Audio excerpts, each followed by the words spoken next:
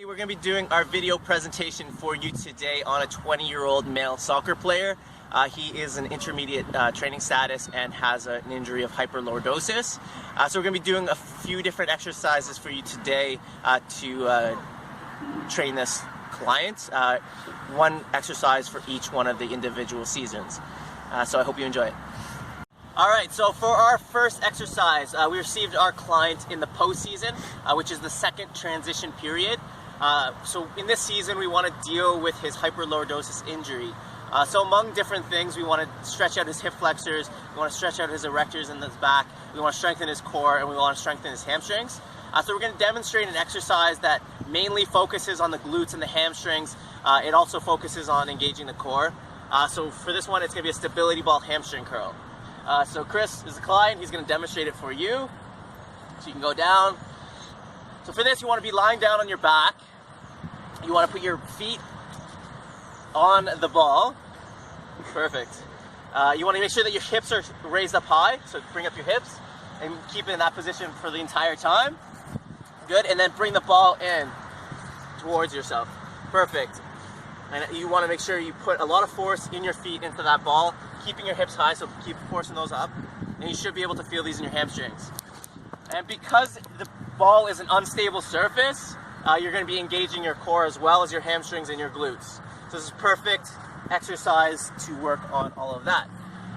So for the progression to make this harder, we can do with one leg. So you can pick up one of your legs, there you go, and then bring the ball in. So make sure your hips are remaining high. If you can force those up even higher, that'd be good. There you go. This is actually really hard, so if you can't do this, then definitely don't, just back off. But this is a great way to engage your whole body, engage those hamstrings. Okay, that's good. And you want to do it on both legs. But, so for the regression, you get rid of the ball, get rid of the unstable surface. We have some sliders here. You can also use plates, you can use towels. Put them underneath your feet. This is a grass surface. They didn't slide, they didn't work. So we're going to just demonstrate it without the sliders for now. So in this position, same, you're lying down on your back, your hips are high, your feet are out, and you slide your feet in. You would slide your feet back out. There you go. And the more force you put into the ground, the more you're going to engage the hamstrings. As a regression, you can teach your client, you can tell your client to put even less force to make it even easier.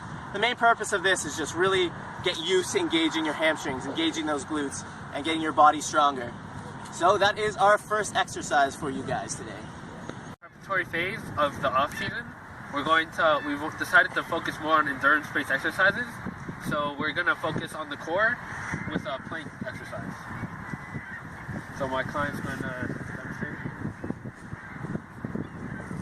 We're going to focus on a low plank, which is on the elbows.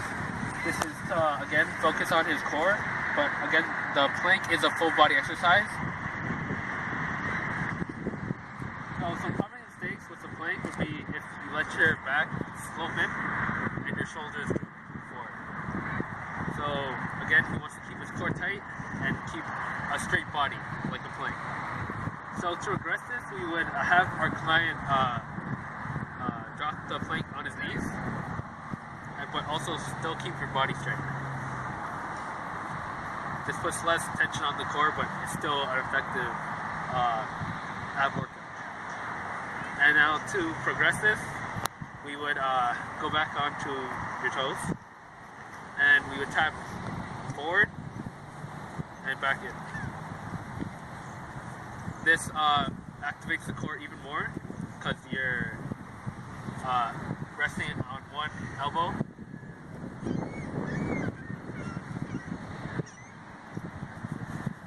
Okay, so we're going to move on to the first transition phase for our client, which is basically the preseason.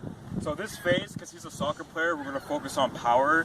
The exercise that we're going to use for this will be the deadlifts. Okay, so I'm also going to show you the progression and the regression as well. So for deadlifts, you're going to start, we have a broomstick, we don't have a barbell unfortunately. You're going to start with when you have a broomstick, when you have a barbell, you're going to start with the bar on the ground. You're going to make sure that your feet are hip width apart and that your arms are close to your sides, so shoulder width apart. Okay? And you're going to pick up the bar the common mistake for this is that a lot of people like to pick up the bar with their lower back. For this exercise, you're gonna want to come down into like a seated position and pick the bar up by pushing your legs up. The deadlift is not a pull movement; it's a push movement using your legs. So you're gonna want to you want to pick up the weight by pushing your legs up, almost like a leg press. So we'll get Brian to go from there. Okay, that's good.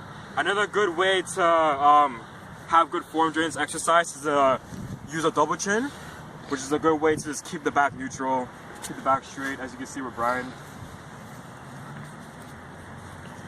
That's good. Alright, so a progression from this, we're going to move on to single leg deadlifts or glute hamstring raises. So for this exercise, the client is just going to have a slight bend in one leg, put all the weight on that one leg, and just come down and come up while keeping the back nice and straight and engaging the core as well. So we have dumbbells. So you can use dumbbells, body weight, it doesn't matter. So for this exercise, again, the same thing with the double chin. Want to keep the back nice and straight, the knees slightly bent, and really engaging the core for stabilization. That's nice. Good job. All right. So moving on to the regression from the deadlift, we're just gonna do a simple hip hinge, which is also called a good morning. So we're gonna get our barbell or our broomstick, put it on the back, or if the client has any spinal problems, you can just do body weight. Slight bend in the knees and just come down and then come up. Really focus on pelvic thrust, hip hinge. The slight flex in the knees is to engage more of the hamstrings. And again, you're gonna want to keep the client's back nice and straight. Make sure the back is nice and straight. And double chin is essential as well for deadlifts. So the muscles work for deadlift in general would be the hamstrings and the glutes. Yeah. So our client, Nick here, is in the competitive phase. And during the competitive phase, for soccer athletes, or for athletes in general, we want to work on maintaining all our strength and all our power gains that we made prior to the competitive phase. So what Nick's going to demonstrate for us is the basic squat. So you can turn this on. And with the squat, the muscles that are worked are primarily the glutes and the quads. So for Nick, you want to make sure that his knees are not going over his toes. You want to make sure that you're putting your weight on your heels, engaging the core, which is also worked. He wants to make sure that his back is straight. As you can see, he's doing right here, which is perfect.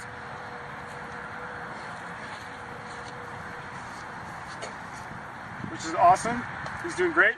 A progression for this exercise would be the overhead squat. So what Nick would do is put his arms up, straight up, and he'll just squat down. You also want to make sure that his knees are not going over his toes. He's putting the weight on his heels, engaging his core. Some limiting factors for people who are doing the overhead squat are if they don't have good ankle mobility, good hip mobility, shoulder mobility. So these are things that an athlete has to have in order to perform an overhead squat. So for a regression, we have just a basic air squat. So Nick would just put his hands out, or put his hands behind his bed. You want to face this way? Yeah. Or put his hands behind his head, and he'll just squat down, keeping the same cues, weight on the heels, knees not going over the toes, keeping neutral spine, engaging the core, keeping his head straight. And that's it. The competitive phase is also the in-season mistakes for people that are squatting, or they have their knees buckle when they're squat. So when their knees buckle when they're squat, they have the valgus force, which pushes their knees in. So to fix that, you want to tell them to engage their glute medius and the glute minimus. So what happens is when they squat, you would want to tell them to pretend like they're ripping a piece of paper in between their feet. Another common mistake when they're squatting is that they don't open up their chest when they're squatting, and they don't engage in their core. So when they don't do that, what happens is they end up squatting kind of with like a rounded back